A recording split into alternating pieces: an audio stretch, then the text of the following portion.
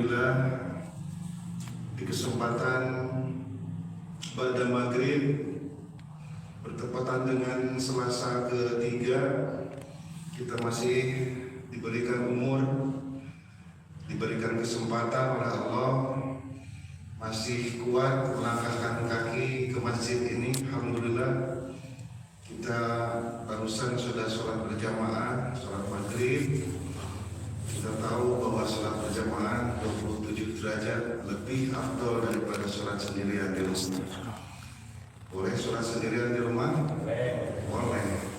Laki-laki dengan catatan ada uzur syar'i. Tidak ada uzur syar'i ngahajakeun we sholat di imah rokan. Pasihan rok ngahaja sholat di imah gitu. Ya. Jadi as-sholatul jama'ati tufdilu, sholat berjamaah itu lebih afdal in sholatil fardhi daripada sholat sendiri bisa 20 derajat. Ini mesti kita imani, sholat berjamaah itu lebih afdal 27 derajat dibandingkan dengan sholat sendirian. Alhamdulillah, kita berkesempatan juga untuk duduk kembali di majelis ilmu. Pelan-pelan, mudah-mudahan wasilah majelis ilmu ini akan semakin memperbaiki sisi akhlak kita masing-masing yang mungkin belum baik. Karena saya yakin kita merasa bahwa masih banyak kekurangan yang ada dalam diri kita, dan mudah-mudahan atau wasilah aku rajin cari duduk niat karena Allah untuk thalabul ilmi, semakin memperbagus akhlak yang ada di dalam diri kita. Dan kita tahu bahwa hanya dengan akhlak mulia itu kita akan diperkenankan nanti di surga. Rasulullah katakan inni aqrabu alayya majlisan, sesungguhnya orang yang paling dekat denganku nanti bermajlis di yaumil akhir. Ya, siapa mereka? Ahsanul khuluqan, yaitu mereka yang memiliki akhlak yang baik. Atau mudah-mudahan kita semua termasuk orang-orang yang memiliki akhlak yang baik. Amin. Di yaumil akhir kita akan bermajlis bersama Rasulullah SAW. Mereka bermajlis dengan Rasulullah, mungkin sahih bisa hadis tadi. Jadi mudah-mudahan sebagai roh pemilik hati, terkadang kita sendiri baik sadar ataupun tidak disadari masih sering kita melakukan hal-hal yang mungkin tidak baik. Dan melalui majelis ilmu ini mudah-mudahan Allah semakin lembutkan hati ini. Kita ini memang manusia tidak pernah luput dari kesalahan, tapi sebaik-baiknya manusia itu orang yang senantiasa memperbaiki diri dari waktu ke waktu. Kita akan kembali lanjutkan bahasan fikih kita bulan lalu. Kita tetap membahas, akan menyelesaikan tentang kaitan sholat berjamaah dan segala permasalahannya. Kita lanjutkan berkaitan dengan sholat berjamaah ini. Yang terakhir saya masih ingat, kita sampai pada pembahasan kriteria imam, sudah saya sampaikan dan hadisnya juga. Jadi mudah-mudahan adalah di Al-Mu'minah sudah mulai tertib, berbeda dengan masjid yang di luar Al-Mu'min sana yang mungkin belum tertib ya. Kita mah pelan-pelan alhamdulillah sudah mulai tertib. Jadi bab imam, kriteria imam sudah saya sampaikan dan saya tidak akan mengulas kembali. Anu teu hadir konganan ya, manggawe. Kita teruskan sekarang kaitan dengan bolehkah perempuan itu menjadi imam. Nah ini bahasanya ibu. Bolehkah perempuan itu menjadi imam? Boleh bu? Boleh. Boleh. Muhammad. Asal tong imaman lalaki. Ya. Jadi perempuan itu boleh mengimami berdasarkan hadis dari Abu Daud.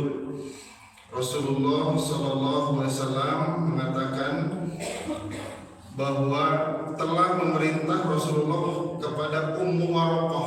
Tuh ini. Telah memerintahkan Rasulullah kepada Ummu Waraqah mengimami penghuni rumahnya. Jadi lamun perempuan mengimami perempuan, tidak dibenarkan perempuan mengimami laki-laki. Kamana laki-lakinya? Keun we pelebah perempuan mencit hayam boleh? Perempuan mencit hayam boleh? mama sekali. Coba halim mama. Bismillahirrahmanirrahim. Pakai yang boleh ya selama memenuhi syarat. Apa? Bismillahirrahmanirrahim. Kan banyak ya suami-suami yang takut untuk menyembelih dan sebaliknya istrinya memiliki keberanian. Ibu ayah ini ya. Halim mama. Ya. Kemudian diperkuat dengan hadis yang kedua dari Aisyah. Beliau pernah mengimami perempuan dan bersama teman-teman yang lain dalam satu safnya. Jadi cukup dengan dua dalil ini menunjukkan bahwa perempuan ini boleh mengimami sholat asal makmumnya perempuan, sama perempuan. Nah, kemudian yang berikutnya mengenai posisi imam. Mengenai posisi imam perempuan, apakah di depan makmum? Ini kita bahas dulu tentang ini dulu Pak ya. Apakah posisi imam untuk perempuan itu di depan makmum atau sejajar? Sejajar di tengah, di depan gitu kan. Karena ada sebagian yang berpendapat bahwa kalau perempuan itu menjadi imam harus di tengah-tengah, jangan maju ke depan. Ya, ada yang berkembang pemahaman seperti ini ya, yang sesungguhnya tidak berdasar sama sekali. Karena aturan kaifiyat imam baik untuk laki-laki dan perempuan itu sama. Artinya posisi imam bagi perempuan itu tetap berdiri di depan. Kemudian pendapat-pendapat tadi ya, memang berkembang di sebagian tempat dan meyakini bahwa posisi perempuan itu kalau jadi imam entah maju ke sana atau di tengah-tengah ya. Mereka semua tidak salah ya, karena mendapatkan keterangan yang mungkin belum tepat ya. Di antaranya apa? Apabila seseorang perempuan berdiri di depan perempuan-perempuan makmum yang lainnya, maka sholat imam perempuan dan yang di belakangnya makmum itu sah memadai selama memenuhi kriteria syarat dalam sholat berjamaah. Jadi ulah sampai kayak bahasa pada tidak berdiri di tengah, berdiri di depan. Ini betul Pak, jadi tidak dianggap sah karena perempuan itu sejajar, gitu. Sejajar, tidak boleh maju di depan seperti laki-laki. Ini sesungguhnya tidak berdasar sama sekali. Ya, saya ulangi sekali lagi, bila nanti ibu dapatkan di luar sana, insya Allah bahwa perkara seperti itu tidak berdasar sama sekali. Kenapa saya sampaikan ini? Karena memang banyak yang memiliki pemahaman seperti itu. Jadi aturan kaifiyat sholat berjamaah imam perempuan dan laki-laki itu sama ya. Nah, kemudian permasalahan berikutnya, saya sekarang mending kita bahas permasalahan-permasalahan yang kaitan dengan sholat berjamaah ya, supaya nanti terbahas semuanya. Kemudian yang berikutnya, apakah anak kecil itu boleh menjadi imam? Nah, ini persoalan klasik yang memang sudah ada sejak dulu, malah sejak zaman Nabi Muhammad SAW. Nah, mungkin saya ingatkan kembali, apa hukumnya anak kecil menjadi imam? Boleh? Boleh Bu? Boleh kecelakaan tele? Boleh ya. Jawabannya boleh ya. Tentu boleh itu berdasar pada sebuah hadis ya. Saya bacakan saja hadisnya. Ini riwayatnya dari Amr bin Salamah. Amr bin Salamah dia berkata, qala abi, berkata ayahku. Jadi ini redaksi hadisnya dari ayahnya Amr bin Salamah. Jitukum min indin Nabi sallallahu alaihi wasallam haqqan. Ya. Ayahnya berkata, aku datang kepadamu betul-betul sebuah kebenaran atau kabar dari Nabi sallallahu alaihi wasallam. Berkata kepada siapa ayahnya ini? Kepada Amr bin Salamah. Kan hadisnya diterima dari Amr bin Salamah. Terus dia berkata, ayahku telah berkata. Berarti Amr bin Salamah ini meneruskan riwayat hadis ini dari siapa? Dari ayahnya ya.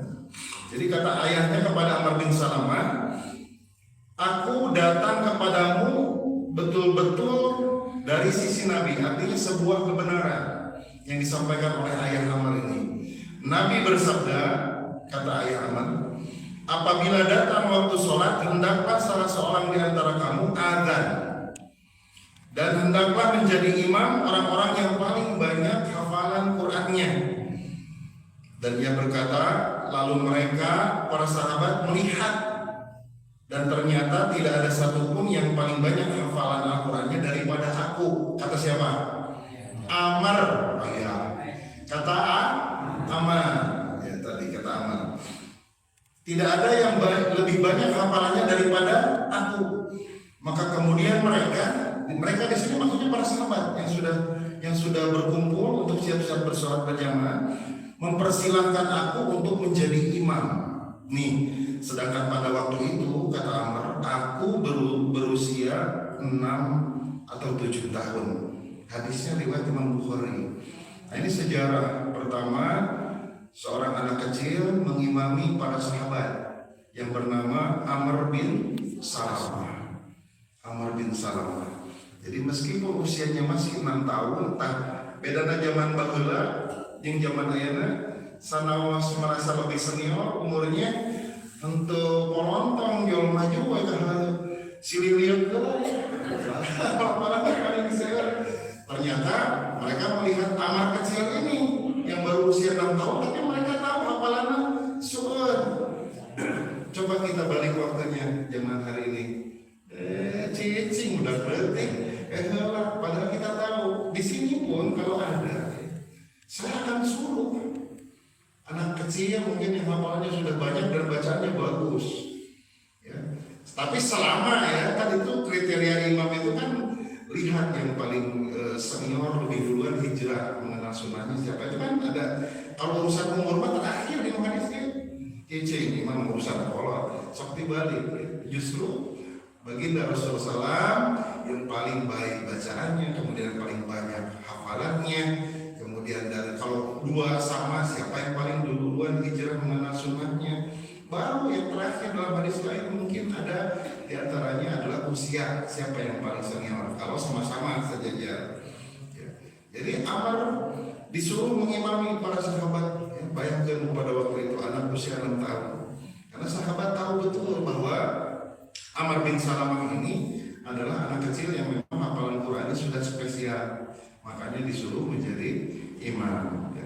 Hadis ini menunjukkan, nah ini istidlal, mengambil kaidah dalil itu dari satu diantaranya hadis ini, ya, dan banyak yang dikeluarkan dari yang lainnya, dan derajat hadisnya sahih sekali. Jadi kita beristidlal mengambil hukum dari hadis ini bahwa anak kecil boleh mengimami sholat berjamaah selama memang di antara jamaah yang ada, ya, merasa mungkin, ya, kurang bacaannya atau hafalannya, maka kita tahu nih di sini ada anak yang mungkin bagus bacaannya, kapan ya sholat memimpin. Kita sering melihat itu kan di YouTube, ya, bacaannya lebih bagus kan malah ya daripada nukolot, ya. Hafalannya juga lebih banyak, ya, begitu. Kita lanjutkan. Kemudian yang kasus berikutnya, anak kecil. Nah, sekarang bolehkah orang yang buta untuk menjadi imam? Nah, ya kasus orang yang buta menjadi imam, boleh? Boleh. Ah, ibu boleh, penting apa bu? Boleh. Anak kecil boleh menjadi imam, jelas tadi. Ya. Sekarang bolehkah orang yang buta menjadi imam? Boleh sekali. Tapi tetap persyaratannya tadi, ya, bacaan Qurannya bagus, hafalan Qurannya juga banyak. Ya, ini pernah terjadi ketika Rasulullah SAW memandangkan kepada salah seorang sahabat yang buta pada waktu itu yang bernama Ibnu Ummi Maktum. Sering dengar nama sahabat ini? Sering ya? Nah, hadisnya riwayat Imam Ahmad. Anan Nabiyya istakhlafa ibna Ummi Maktum ya ummun nas wa huwa a'ma. Dari Anas radhiyallahu anhu, sesungguhnya Nabi mengangkat Ibnu Ummi Maktum untuk mengimami orang-orang padahal dia itu buta. ini bertepatan dengan peristiwa ketika Nabi SAW sedang melakukan haji wada. Jadi Ibnu Ummi Maktum ditugaskan oleh Nabi. Ya, saya tidak ada, sekarang kamu yang menggantikan saya, itulah bahasa untuk mengimami sholat para sahabat. Jadi jelas ya, bukan karena butanya boleh jadi imam, tapi memiliki persyaratan untuk menjadi imam. Keterbatasan fisik mata tidak menjadi masalah selama bacaannya bagus, kemudian hafalan Qurannya juga lumayan banyak begitu. Ya, jadi tidak ada diskriminasi indahnya agama kita ini ya. Badai budak detik, badai nubuta, kami memang dalam kondisi di satu masjid tidak ada yang layak dari mereka baca Al-Qurannya, hafalan Qurannya, maka kita persilahkan mereka untuk menjadi imam.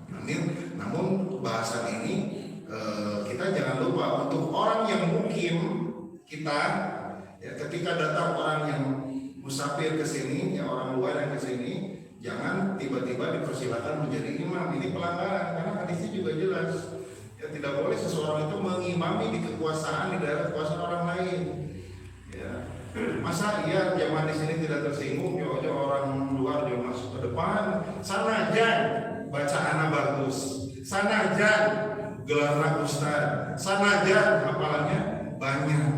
Adabnya kalau dia sudah dipersilakan oleh mukimin di sini untuk ke depan baru kok. Namun nyuruntul oleh hal giwi bukan ustaz. Aya kene bapono, aya kene sama di payanan, aya kene pasokan. Giwi.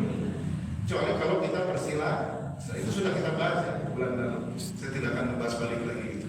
Jadi tidak boleh mengimami seseorang di daerah kekuasaan orang lain tanpa seizin para mukimin setempat. Adab ya teh. Sanaos puro bacaan nama Qori internasional. Ya. Tapi kalau ketika di sini memang sudah ada imam rawatib yang biasanya, ya jangan, jangan pada imam ustaz mempersilahkan ulah itu tidak boleh. Makanya dalam aturan masjid itu harus ada imam rawatib. Ya, di zaman Nabi siapa imam rawatibnya? Nabi sendiri menjadi imam rawatib. Bahkan sampai ketika Rasul sakit, ya masih mengimami para sahabat untuk sholat. Nah, ketika sakit Rasul sudah dirasa semakin berat, maka imam ini dilanjutkan oleh Abu Bakar. Dan ketika zaman Abu Bakar radhiyallahu anhu menjadi khalifah, begitu memimpin orang-orang sholat sampai dia wafat. Kemudian diteruskan oleh zaman Khalifah Umar memimpin sholat. Jadi tersangkawanya ngaran yang memimpin sholat itu bukan satu hal yang sepele, karena kaitannya dengan apa? Hati, kekompakan, dan pribadi. Ya. Jadi ketika mendapatkan pemimpin yang memang enak, kan Bapak kalau dapat pemimpin yang enak kan dipimpinnya. Tapi kalau pemimpinnya misalkan dirasa banyak melakukan hal-hal yang tidak baik, kira-kira dipimpinnya enak tidak? Nah itulah. Jadi gambaran apalagi ini imam sholat yang memimpin orang-orang untuk menghadap Allah. Ya setidaknya orang itu harus memiliki kriteria, ya, keilmuan, kemudian bacaan Quran, hafalan Qurannya, dan adab juga jangan lupa. Tidak cukup baca Quran bagus, tapi adabnya tidak ada. Kita itu memang dalam kondisi hari ini sedang krisis ada bahasa lagi nama dekadensi moral, ya. Ilmu tinggi tapi adabnya tidak ada, berkurang tidak ada. Lantaran gelar S3 ya. Ngobrol di aki-aki anu es tele, ya. Tidak lagi memperhatikan adab. Ini nih, memang ini harus kita akui zaman hari ini dekadensi moral, minimnya ada batas hebatnya Islam. Semakin kita sering tolabul ilmi ini, harapannya semakin bagus akhlak dan adab kita. Karena adab akhlak itu muara dari ilmu, kayak gitu. Menuntut ilmu, hari adab terubah. Ya, kira-kira orang bakal respect atau tidak? Meskipun gelarnya profesor, doktor dan lain sebagainya, karena muara dari ilmu itu adab, melahirkan adab yang bagus. Ya, adab didapatkan dari pembelajaran, akhlak didapatkan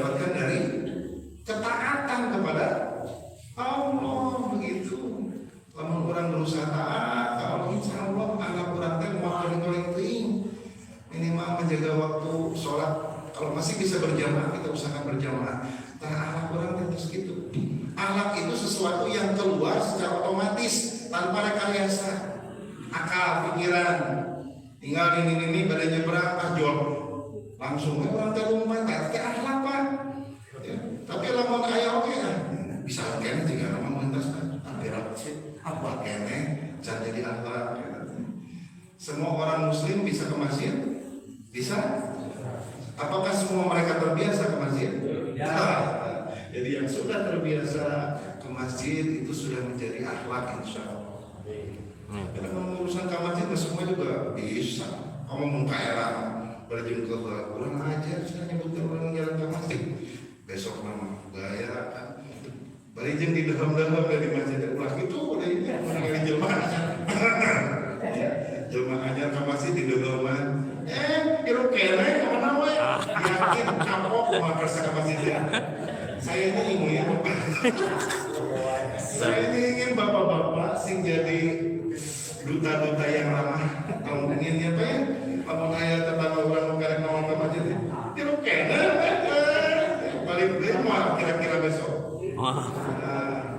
Alhamdulillah sambut dengan jadi mah bujang-bujang utara ke masjid. Anu rajin ke masjid kali-kali tenawang kemana wae. Bagus sih pertanyaannya, cuman lebih bagusnya itu mana sehat gitu. Darah gitu. Memang bujang-bujang utara ke masjid, nu sering ke masjid, sekali ke masjid itu kemana wae. Ya, jadi saya ingin bapak-bapak khususnya jadi duta-duta al-mu'min yang ramah. Apalagi kalau ada jemaah baru keluarga kita, mereka baru ke masjid ini, ya kita betul-betul perlihatkan anak yang baik supaya dia itu candu ke masjid.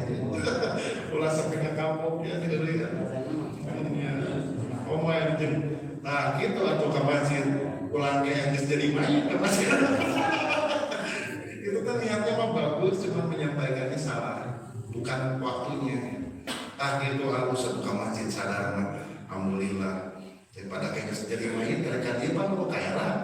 Kira-kira itu ya intermezzo saja ya. Mudah-mudahan bapak-bapak di sini tidak begitu. Pada ramah-ramah gitu ya. Amin. Amin gitu Pak.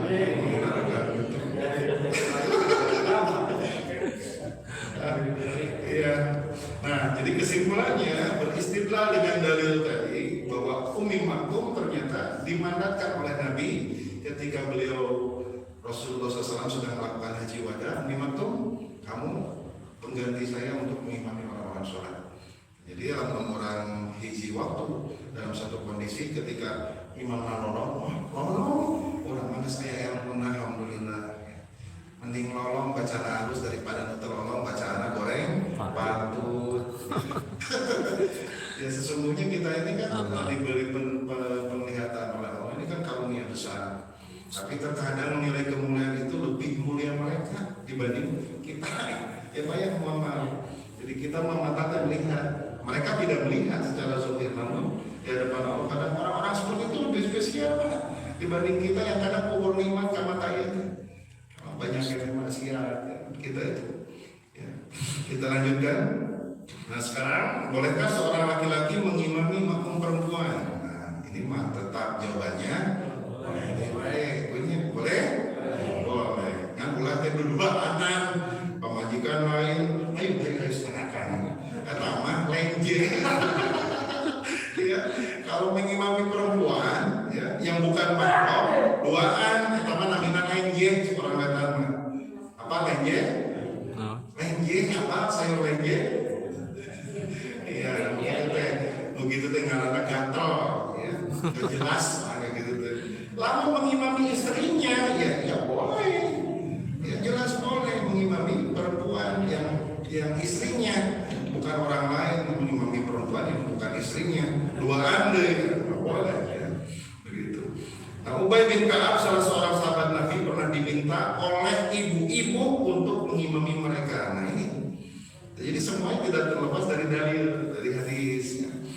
Jadi Ubay bin Ka'ab pernah diminta untuk mengimami ibu-ibu dan Nabi tidak menegurnya. Ya. Begini hadisnya.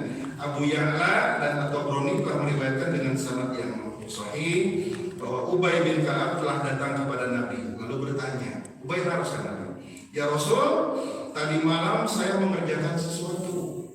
Rasul bertanya, apa yang telah kamu kerjakan, Ubay? Yang menjawab, perempuan-perempuan di rumah bersamaku, mereka berkata, sesungguhnya kamu dapat membaca Al-Quran. Jadi cek ibu-ibu teh, Ubay aja teh saya baca Quran, sedang kami tidak dapat membaca, sedangkan kami ini ibu-ibu kurang pasti bacaannya, maka sholatlah bersama kami. Jadi ibu-ibu teh request, Pak Ubay, jantan imam lah, gitu kan, gitu bahasa tanah begitu. Ya, kemudian aku sholat 8 rakaat ditambah dengan witir. Kira-kira sholat apa ya? Qiyamul lail ya. Maka Nabi diam. Jadi Ubay kena ya Rasul, tadi malam saya mengimami ibu-ibu. Nabi diam, tidak menjawab. Dia berkata, kami menduga bahwa diamnya Nabi artinya setuju. Ini namanya takrir. Ulah telat zaman ayeuna ngebahas bahwa sahabat bacaan itidalnya, bacaan itidalnya beda dengan yang diajarkan Nabi. Lihat kondisinya, karena dia sahabat dan Nabi membolehkan. Ayeuna membuat kebidahan baru. Kita ini siapa? Sahabat bukan? Sahabat di mana? Nabinya masih ada tidak? Nah, siapa yang mau legitimasi? Tidak boleh. Makanya sudah kita ikuti saja alur main ya, aturan di dalam Al-Quran dan sunnah khulafaur rasyidin bagaimana. Ada mereka melakukan, kita lakukan. Ada mereka tidak lakukan, jangan kita lakukan. Karena kita ini tidak lebih pintar dari mereka begitu. Ya, kehati-hatian. Ya, jadi itu jadi merupakan dalil bahwa bapak-bapak boleh mengimami ibu-ibu. Ya, bagaimana kasusnya kalau yang bukan pasangan tapi lebih dari satu orang? Boleh. Anu tadi nuduhan, anu tadi mengulang gitu ya. Jadi itu banyak madorotnya daripada maslahatnya gitu. Nah, kemudian yang berikutnya, mestika diangkat imam yang baku di suatu masjid. Nah, itu. Jadi imam Masjid Nabawi itu adalah baginda Rasulullah sallallahu alaihi wasallam. Saya balik lagi. Jadi Nabi seumur hidupnya menjadi imam. Sampai dia sakit berat barulah Abu Bakar menggantikan beliau menjadi imam. Dan begitulah seterusnya, masa Abu Bakar menjadi khalifah terus menjadi imam. Selama tidak ada uzur, sakit dan sebagainya. Disambung estafetanya ke Khalifah Umar bin Khattab menjadi pemimpin, tetap mengimami orang-orang sholat. Sampai Utsman, kemudian sampai Ali bin Abi Thalib, dan begitulah. Artinya kita bisa mengambil kesimpulan bahwa imam rawatib di satu masjid itu harus ada. Jangan sampai imamnya imam tembakan, imam dadakan, atau imam dorong. Mau didorong lagi pucet Pak. Seterungkeun begitu. Yang harga diri imam di mana? Ada imam kan pemimpin. Imam teh pemimpin. Yang berhak nyuruh siapa di dalam hadis? Wal imamu al-haqqu min mu'adzin minal mu'adzin. Imam itu ahaqu minal mu'adzin. Yang lebih berhak menyuruh mu'adzin itu komat. Sebenarnya kita itu menuju ke situ pelan-pelan. Ya, ulah sampai ke mu'adzin ini mengintervensi imam. Zaman sahabat Rasul nongol di angkosan. Iya. Tapi kan kita tidak seperti itu di sini. Ya, artinya ketika sudah ada yang memang biasa minum, Anda bersedia, barulah komat seperti itu. Tapi pelan-pelan selalu ya diomongin. Segini juga sudah tertib bagus. Ya. Saya dorong. Mudah-mudahan Allah semakin terus diberikan taufik dan bimbingan kita. Amin. Dan kita akan apa ya? Nanti mungkin kan penerusnya anak-anak kita mungkin. Ya, anak cucu kita mungkin satu sudah pamit. Ya, ngeri kan? Pengapa saya kedainya? Iya. Bukan ke abang nih baperan. Lain mau malah urusan kolor. Lain urusan moral aja. Kamu mau urusan kolor atau mau ayam kolor tadi ya? Mas bro, kolor kan? Kolornya yang menuju mana kayak kolor. Ya, kita lanjut. lanjutkan. Jadi dari Ibnu Mas'ud sebuah hadis, dia berkata Rasulullah SAW bersabda, dan janganlah sekali-kali seseorang mengimami seseorang di tempat kekuasaannya. Nah, ini tadi yang saya bahas. Jadi dalam kurang ngerasa nyimah ke Masjid Batur, sana aja kurang teh imam di lembur, kene, ya. Orang mukim yang menjadi imam, legek pada di lembur imam, gitu. Ya maka Batur jangan tamu harus ada begitu. Rasul jadi dilarang. Hadisnya kaum muslim nggak boleh, kecuali kalau mana lalu sapi mana harus mana jadi begitu. Termasuk kalau di sini biasakan asatid yang mengisi di sini harus ada kalimat mempersilahkan. Maka Ustaz dibayar kalau mau mempersilahkan asatid menjadi imam, karena asatid itu bukan mukim di sini. Ini keberlakuan umum di sini. Ya. Harus di antara bapak yang di sini yang seninya mana Pak Ustaz dibayar. Jadi jangan dia sifatnya inisiatif sendiri. Tapi kalau asatid yang mengerti keilmuannya pasti nanya. Iya. Nanya di lebaran pada Ustaz lagi pasti. Tapi kalau ini di luar sana, abang-abang Ustaz di jadwal bertanya dulu. Kalau dipersilakan, nah itu merupakan petunjuk ya bahwa seorang tamu tidak boleh langsung mengimami. Jadi hadis yang tadi itu menjadi dalil bahwa musafir jangan mengimami mukimin kalau tidak dipersilahkan. Nah sekarang mengenai posisi makmum berdiri jika hanya berdua dengan imam. Nah ini masih banyak yang terjadi kesalahan-kesalahan Pak. Ya. Bagaimana posisi makmum ketika hanya satu orang? Di mana posisi yang sebenarnya? Ayah mundur saeutik pakai perasaan hampir rupanya teh imam mundur saeutik. Dalil lain kita. Lain. Ya. Nah, untuk itu supaya lebih objektif, saya bacakan hadisnya dari Ibnu Abbas radhiyallahu anhu. Saya pernah sholat bersama Rasulullah, kata Ibnu Abbas, pada suatu malam. Lalu aku berdiri di sebelah kirinya. Budak teh Ibnu Abbas anak kecil ya sama, usia 7 tahunan.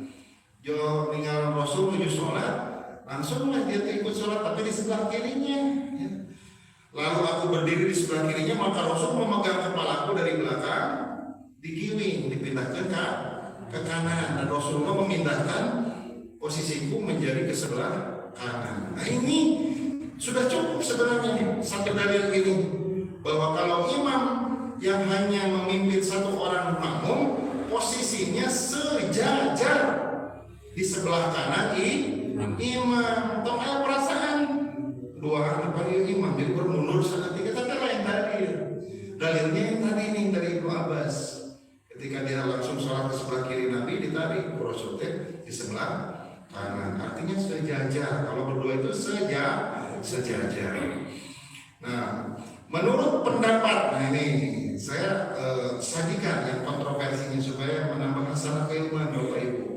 Menurut pendapat sebagian pengikut Syafi'i, lain Imam Syafi'i, pengikut Syafi'i, bahwa makmum dianjurkan agar berdiri di belakang imam sedikit. Nah, iya sebenarnya yang pertama menjadi seolah-olah ikhtilaf itu ada keterangan yang mereka pakai. Menurut pendapat pengikut Syafi'i, Imam Syafi'i sanes, sanes. Pak Abidi lampirkan. Hanya saja Ibnu Jurayj telah meriwayatkan, dia berkata, aku bertanya kepada Atho itu adalah seorang tabi'in, ya. Atho itu seorang tabi'in. Jadi dia bertanya kepada Atho, seorang laki-laki sholat bersama seorang laki-laki, di mana yang mesti dia berdiri? Siapa yang bertanya tadi? Ibnu Jurayj. Kasaha. Ibnu Jurayj berarti posisinya siapa? Tabi'in. Iya. Kan naros ke Atho berarti tabi'in. Iya, bingung kan ya? Nabi, sahabat, tabi'in, tabi'ut tabi'in belajar dari tabi'in belajar dari sahabat belajar langsung dari atau pengrasan mana? Alhamdulillah. Terus Tuhan di bumi. Ya. Jadi Pak Atho bicara. Aduh, saya meluduk. Ya, saya memang sedang tidak baik-baik saja. Izin minum kalanya, Bu.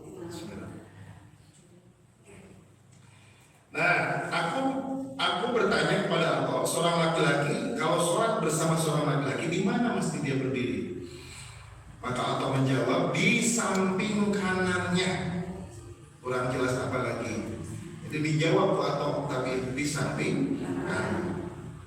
Apakah ia sejajar dengan imam ataukah mundur sedikit kata Allah? Tidak, dia mesti rapat dengan itu dalil. Tadi dalil. Ya, jadi sudah cukup bagi kita. Sebagian pengikut Imam Syafi'i menganjurkan makmum agar di belakang imam sedikit, ya, tetapi sepengetahuan kami, kata Imam Syaukani, saya punya kitabnya di rumah, namanya Nailul Autor. Kata Imam Syaukani, hal itu tidak ada dalilnya. Tuh, jelas. Menurut saya kita ayat dalilnya. Siapa yang mengatakan? Imam Syaukani. Kitabnya Nailul Autor. Bapak Ibu kalau sudah punya kegiatan baru di rumah membaca, misalkan ini coba ya, pelan-pelan beri kitab-kitab hadis yang terjemah saja supaya melatih konsentrasi bacaan dan ilmu kita nama. Betah baca tuh Pak? Bapak betah baca nggak? Kalau saya yakin wajah-wajahnya wajah-wajah tunduk membaca. Nyaan dan betul ya? nyaan. Masya Allah itu sekarang ulama kapan Pak kita tuh para ustaz para ulama membaca kitab nyaan dan setan ya Pak nyata setan. Maka jangan lupa isti'adzah berlindung. Saya kalau mau baca buku kamu tuh bilang benar-benar Pak itu kan maksudnya nyata setan tidak terlihat. Tunduk tidurlah tidur. Geskolot belum maca. Nah, sebagian pengikut Imam Syafi'i menganjurkan agar makmum yang seorang itu berdiri sedikit ke belakang, tetapi kata Imam Syafi'i tidak berdasar pada dalil dalam kitab Nailul Autor itu. Nah, bahkan di dalam kitab Al-Muwatta ini kitab punya siapa? Imam Malik. Imam Malik itu gurunya siapa? Imam Syafi'i. Nah, Imam Malik punya karya besar diantaranya salah satunya Al-Muwatta. Apa? Minimal lupa lagi. Oh, Al-Muwatta'nya Imam Malik. Nah, itu udah hebat Bapak. Al-Muwatta karya Imam Malik. Dari Abdillah bin Mas'ud berkata, aku masuk rumah Umar bin Khattab. Nih, jadi Abdillah bin Mas'ud berkata, aku masuk rumah Umar bin Khattab waktu zuhur. Kemudian aku mendapatkan Umar sedang sholat. Ya, siapa pilih ada sholat di rumah. Sahakarana Umar bin Khattab. Tuh saya katakan makanya sholat berjamaah di masjid lalu diwajibkan saklek. Berarti pun sholat di masjid doraka wani nyebut doraka karena sholat di rumah. Ya makanya saya katakan saya lebih sepaham dengan pendapat para ulama bahwa sholat di masjid itu sunnah muakkadah. Titik ya, mudah-mudahan Bapak Ibu setuju sama saya. Setuju Pak? Udah orang sebutin wajib saklek mah itu doraka berarti sholat di bumi itu kan begitu ya. Alhamdulillah jadi lama memahami hukum fikih dengan benar enak Bu ya. Enak Bu? Enak. Yakin ya? Yakin gitu. Nah, kemudian aku mendapatkan Umar sedang sholat, kata Ibnu Mas'ud. Lalu aku berdiri di belakangnya, kasus di belakang Umar. Kemudian ia merapatkanku hingga posisiku sejajar dengan beliau di sebelah kanannya. Ya, saya punya cuplikan ini, tapi bukan di kitab Al-Muwatta'nya karena saya tidak punya Al-Muwatta'. Cuman ini juga ada di kitab Nailul Autor di rumah kebetulan ada. Ini cuplikan ini, kejadian ini ada juga di kitab Nailul Autor. Kalau Al-Muwatta' kayak Imam Malik saya terus terang tidak punya. Tapi ini ada cuplikan ini di kitab Nailul Autor di rumah. Jadi ini juga diabadikan oleh Imam Syaukani. Jadi sahabat Ibnu Mas'ud bermakmum kepada Khalifah Umar yang sedang sholat zuhur di rumah. Jawab saya wali pangkar. Terus dibenyeng dipindahkan ke mana? Nah, dikakanankeun itu jelas ini Nailul Autor. Nah, qala Syafi'i. Nah, ini baru tadi mah pengikut Syafi'i. Bukan mana tapi kita menangkan saat pengikut Syafi'i nanti yang berpendapat bahwa harus mundur sedikit itu. Ini ilmu ya, ilmiah. Jadi kita berdasarkan ilmiah. Nah, qala Syafi'i dalam kitab Al-Um ya. Jadi Imam Syafi'i berkata, apabila seorang laki-laki mengimami seorang laki-laki lain, maka hendaklah imam menempatkan makmumnya di sebelah kanannya.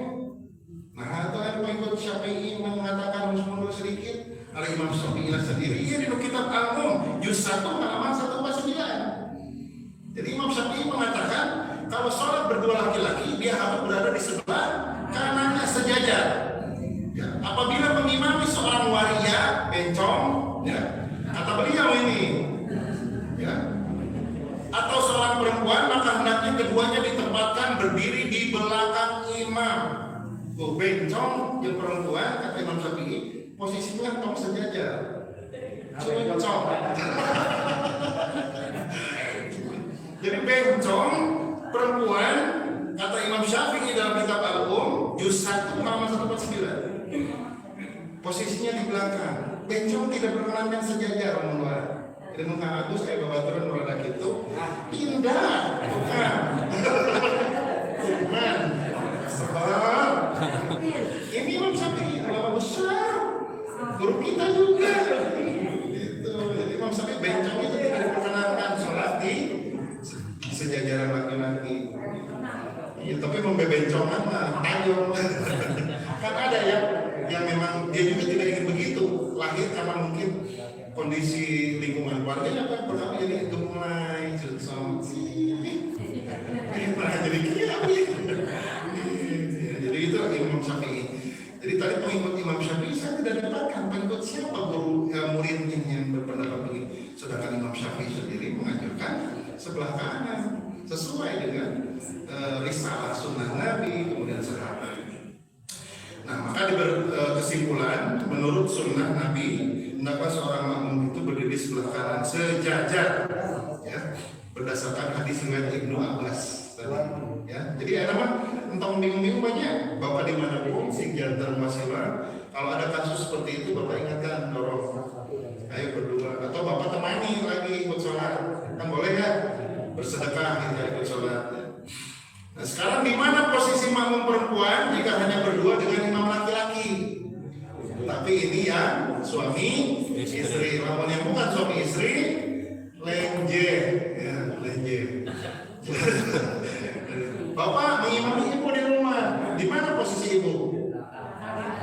Belakang dapur, di belakang bapak, ya, di belakang bapaknya. Jadi hadisnya saya bacakan dari Anas bahwa Rasulullah SAW telah mengimaminya serta seorang perempuan di antara mereka berdua. Kemudian Nabi menempatkan Anas di sebelah kanan dan menempatkan perempuan di belakangnya. Berarti ini 3 orang kasusnya. Nabi dimakmumi oleh Anas sendiri, Anas masa jajar di kanan, sedangkan yang perempuan di belakang. Nah, ini menunjukkan kalau ada teman yang lain boleh, tapi langsung tadi bukan mahram berduaan, no way. Ya, tapi mau air rencana bapak-bapak misalkan ini, ya boleh ngintil di belakang menjadi makmum. Jadi posisinya di belakang. Nah, bagaimana posisi makmum jika imamnya laki-laki, sedangkan makmumnya seorang laki-laki dan seorang perempuan? Tadi sudah cukup dalilnya, sejajar yang laki-laki dan yang perempuan di belakang. Nah, kalau ibu-ibu di rumah memungkinkan punya ruangannya di belakang bapak, itu lebih afdal. Kapan nanti kadang, aduh Ustaz ada ruangannya ya ada duduk. Jadi ibu teh kiri di belakang bapak sah. Meskipun tidak terlalu di belakang. Aduh abdi mah ruangan di bumi lagi, abdi terbiasa di sebelah kanan bapak, tapi di pongkar sah. Mau ragu-ragu ya. Itu mah namanya juga masyakoh. Masyakoh bumbu masak Ustaz. Kesulitan. Keadaan masyakoh juga bumbu masak. Ya, jadi boleh karena kita mau mengupayakan ruangannya terbatas. Dan itu terjadi ketika saya masih di Blok E. Ada gitu istri saya di sini. Aduh, istri saya ada kamu lemari. Ya tidak apa-apa. Karena itu keterbatasan ruangan yang kita miliki. Kalau memampukan kita di belakang, ruangannya lega, alhamdulillah laksanakan di belakang. Jadi tidak ragu lagi Bu ya di belakang. Bagaimana posisi makmum jika makmumnya 2 orang laki-laki dan seorang perempuan? Nah sekarang beda nih informasinya. Dari Anas berkata Rasulullah pernah sholat, kemudian aku dan anak yatim berdiri di belakangnya, sedangkan Ummu Sulaim di belakang kami. Ini 2 laki-laki berarti 1 perempuan. Berarti dua laki-laki di belakang, kemudian yang perempuannya di belakang laki-laki. Jadi kalau berdua ya sudah di belakang, kalau berdua, kalau seorang sebelah kanan.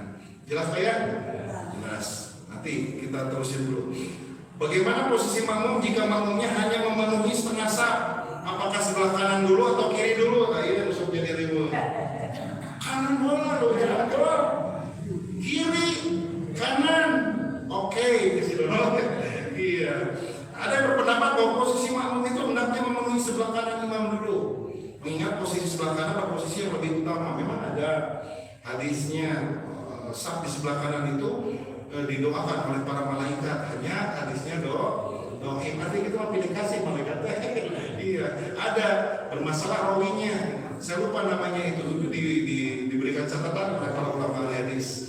Dan semuanya juga yang sholat berjamaah di masjid didoakan oleh para malaikat.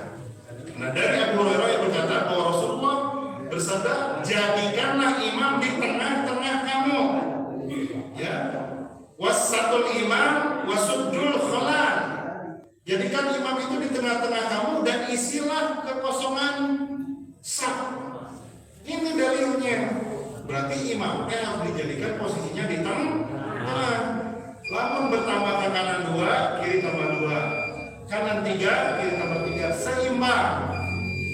Akhirnya penuh di depan, saf belakang, terpenuh ribut. Di tengah dulu ya. Bayar, bapak-bapak ya. Tengah, nanti kalau datang lagi ya, yang kiri nama, yang kanan nama, begitu. Jadi hadisnya begini. Jadi jelas posisi imam itu di tengah. Jadi jangan kanan bola isi kan, pakai ilmu gitu. Jadi tetap saf kedua di tengah. Nambah lagi, jadi pas benar-benar mendekati imamnya begitu. Clear? Kemudian, ya. Bagaimana urutan penempatan makmum jika makmumnya banyak? Nah, jadi gini kan klasifikasinya. Saf pertama saha, saf kedua saha, saf ketiga saha, lamun rek ideal hadis Nabi ya. Jadi dari Ibnu Mas'ud, Nabi bersabda, hendaklah mengikuti aku, maksudnya makmum dalam sholat, ya, orang yang dewasa dan yang berhafal. Dijelaskan, mau stres dilarang disapaheun. Tono gelo, mana kapayeun, nggak boleh ya. Gitu. Kemudian orang mengikuti mereka kedudukannya, kemudian orang mereka kedudukannya begitu seterusnya, ya. Bahkan di dalam hadis yang lain bahwa anak kecil itu sebaiknya tidak di depan. Anak kecil itu tidak di depan. Lalu diurutkan ya, hadis yang satu lagi ini, tidaklah mesti aku ceritakan kepadamu cara sholat tadi. Selanjutnya berkata, kemudian Nabi memerintahkan iqamah, kemudian menempatkan saf laki-laki dewasa, kemudian anak-anak di belakang saf. Ini hadis. Jadi anak-anak itu sebaiknya di belakang, tapi Ustaz jangan sampai itu ada yang utama atau diselipkan di antara orang-orang dewasa. Yang jelas di depan ini barisan orang-orang yang dewasa, lalu dikriteriakan kira-kira begini, yang hafalan Quran yang bagus, yang bisa mengingatkan imam ketika lupa ayat, anak imam pokok maca ayat di belakang imam itu biasa ingatan, imamnya jadi culang cilen, baca al-kafirun bolak-balik, pokok kudu mata kudun, bola atur nabi nama abud, amin. Imam nggak stres langsung dihukum, waladolin, kaget amin 2 kali. Ya, jadi sebaiknya di belakang imam ini, punten ini klasifikasinya berdasarkan hadis, bukan tiana ya. Allah bukan. Jadi orang-orang yang hafiz Quran juga minimal bisa mengingatkan ketika imam itu salah membaca surat. Ulah siga kasusnya tadi lakukan hukum stres bolak-balik baik waladolin. Begitu. Masih ada waktu ya? Bolehkah menempatkan anak-anak di depan? Karena jika di tempat belakang takut mengganggu. Tentu saja kalau dilihat kondisinya lebih memungkinkan mana nih? Di depan geningan banyak beban saroleh, banyak apa yang sudah di belakang aja. Cuma diselang seling sama orang dewasa. Ya. Nah, sebaiknya begitu kita ikuti kata hadis Nabi ini.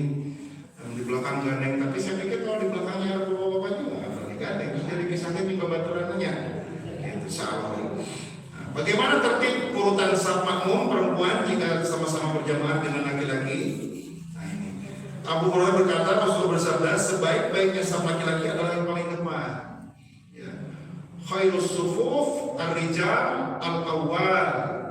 Saf yang terbaik bagi laki-laki itu di depan. Wa khairus sufuf lil mar'ah akhiruha. Ini sebaliknya. Sebaik-baiknya saf bagi perempuan itu di belakang begitu ya.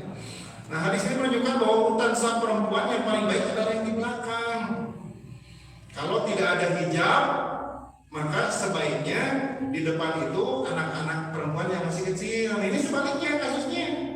Kecuali kalau ada hijab, kan ada hijab ibu ya, tuh yang coklat itu, maka kembali kepada aturan umum.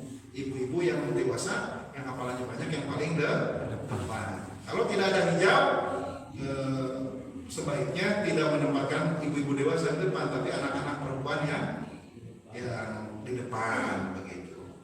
Apalagi di depan tidak ada hijab. Imam laki-laki langsung jamaah laki-laki kan ibu tejo dari sujud bangkit duluan. Wow.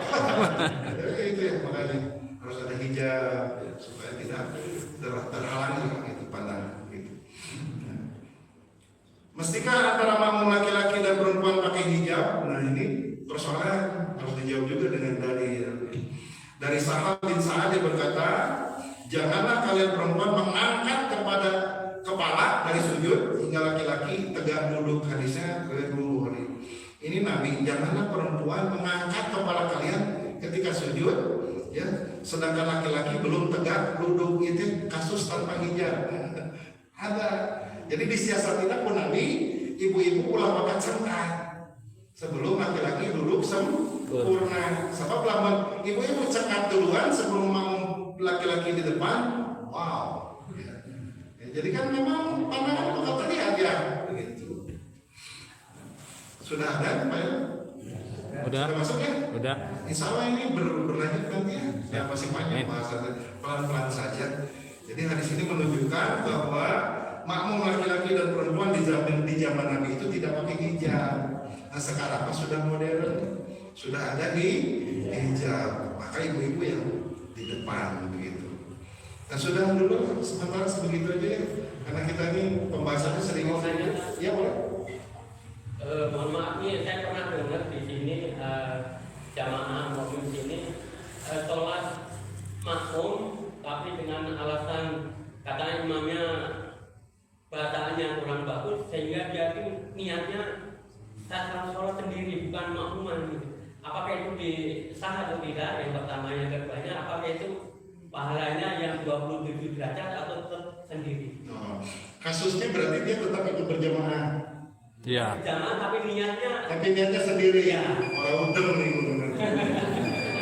Kalau sudah ke masjid didapatkan imam, kata Nabi, sekalipun kau dapatkan imam itu adalah imam yang zalim, maka tetap untuk ju'ilal imam yutamma bihi. Adapun kekurangan atau bid'ah yang dilakukan oleh imam, maka dia yang menanggungnya, bukan kita. Oh iya bacaan berapa sih? Nah, maju atau ente? Kan pertanyaan saya nah, kalian maju ente? Gitu yang bacaan apa? Bagus. Ya, apalagi kalau ada kasus begitu sampai tetap berjamaah tapi niatnya sorangan pan itu kumaha bodor pisan. Tapi kalau ada kasus di zaman sahabat itu ketika salah seorang sahabat Nabi ikut berjamaah kemudian kembali ke rumahnya sholat isya, sholat sunnah maksudnya, kemudian dia diimami oleh orang kampungnya padahal dia itu sholat sunnah pada isya. Boleh. Ya. Ada lagi kasus yang sahabat ini berimam kepada sahabat yang lain, ternyata bacaan Al-Baqarah. Akhirnya si sahabat yang menjadi makmum ini memisahkan diri dan dia mengadu kepada Nabi, ya Rasul, si pulang imam saya terlalu panjang, jadi saya memisah ke mana? Yang tadi saya soki. Jadi kata Rasul, yang dimarahi sahabat yang memisahkan diri atau yang menjadi imam tadi? Imam tadi diperingati oleh Nabi. Apakah kamu membuat fitnah di agama ini? Nah, ini perlunya kebijaksanaan seorang imam itu. Jangan sampai kaifiat sholat berjamaah, aturan untuk memperingkas bacaan, ringankan bacaan, justru dipanjangkan. Ya, ayat surat Al-Baqarah misalnya. Di belakang ada ini. Baca surat An-Nazi'at wae geus batu. Ini kan kenyataan Pak ya. Artinya kan di belakang kita ini bukan semuanya orang sehat kan? Nah, sudah tua, ada yang punya uzur, mungkin ada yang pengen buru-buru dinas Pagi. pagi. Tetapi kan kondisional. Kalau sholat subuh itu kan memang harus sunnahnya panjang begitu. Kira aku sholat subuh puluh kepala dinas, ya gitu. Tapi artinya memang secara umum hadis untuk mengimami orang itu kata Rasulullah, ringankan bacaanmu kalau mengimami orang-orang sholat, karena di belakangmu itu ada yang sudah tua, ada yang sakit, ada yang uzur, ya. Jadi lamun sholat sendiri pek wae, cek Nabi oke, rek sabaraha juz oke, bareng-bareng kan gitu. Nah, ini ada salah sholat-sholangan ekspres, hari sholat berjamaah, lila berarti lila atau limas, kan begitu, lila atau limas pertanyaannya. Harusnya dia sholat sendiri tuh di rumah tahajud lama begitu. Jadi itu tentu saja tidak benar Pak, dan dia sholatnya itu berarti tidak sah karena mengingkari aturan baku dari Nabi bahwa ju'ilal imam liyutamma bihi, dan dia mengingkari itu, malah merubah niatnya sholat atau di bumi wejang. Daripada begitu mending dia pulang sholat sendiri di rumah. Begini mah kan efeknya jadi efek sosial, efek gitu, sesuatu yang tidak baik ya. Itu penginten orang tekannya imam anu pas kalau saya baca lagi wayahna cek Nabi orang tetap kusuk. Adapun kesalahan yang dibuat imam mungkin mengada-ngada, itu kan dosa dia ditanggung sendiri bersama para jemaah. Kita tetap sempurna. Jadi kita ya. tadi secara kriteria udah dijelaskan Ya. bacaan, Hafalan, ya itu seandainya di antara jamaah atau makmum itu bacaannya lebih baik, lebih banyak, takjil, bidnya dan lain sebagainya, imam mengimami tapi bacaannya salah. Nah ini bagaimana tadi? imam mengimami tapi bacaannya salah. Ya. Jadi yang tartian tadi. Apakah? Ya makanya saya bilang berkali-kali, kaidah untuk menjadi imam itu tidak ada tawadu. Tawadu itu bukan tempatnya di sini. Justru kalau di masjid itu tawadu itu salah. Padahal dia hafalannya bagus, bacaannya bagus. Maka itu tawadu yang salah. Saya yakin enggak, pastikan ini tawadu yang salah. Kalau sudah merasa mungkin bukan sombong, bukan. Kan kita sesuai sunnah Nabi. Yang memimpin sholat itu harus yang pernah bacaannya, ya minimal hafalan Qurannya juga banyak. Kemudian kalau sejajar yang paling duluan hijrah mengenal sunnahnya siapa, baru yang terakhir umur bersama keneh ternyata, ya begitu. Jadi jangan sampai tawadu salah di sini ya. Begitu. Makanya perlu di sini saya tidak ada nanti siapa, ada Pak Sohabi, ada Pak Jana, ada apa mungkin siapapun di sini yang bacanya mending bagus gitu. Jadi sebaiknya tidak tawadu di tempat yang salah. Begitu. Ya. Ada lagi Bu? Atau kita dari memberi masa opor. Nah jadi Sikapnya insya Allah terus kaitan soal berjamaah dan segala permasalahannya kita bahas sampai selesai. Sebelum nanti kita ganti tema, insya Allah nanti pembahasan sampai ke bab jenazah, mayit, mengurus mayit, dari mulai sakit, ada menyusahkan dan lain sebagainya, sampai dengan ketika orang sekarat bagaimana, itu semua kan ada petunjuk. Bagaimana setelah di kuburan, bagaimana hukum talqin, itu kan jelas sekali di dalam hadis. Harus saya sampaikan talqin yang benar itu yang bagaimana kan itu. Nanti insya Allah kita akan bahas semua, bikin muamalah, bikin jenais, bikin rumah tangga, masih banyak ini. Mudah-mudahan sehat, ibu-ibu sehat, bapak-bapak sehat, keluarganya sakinah.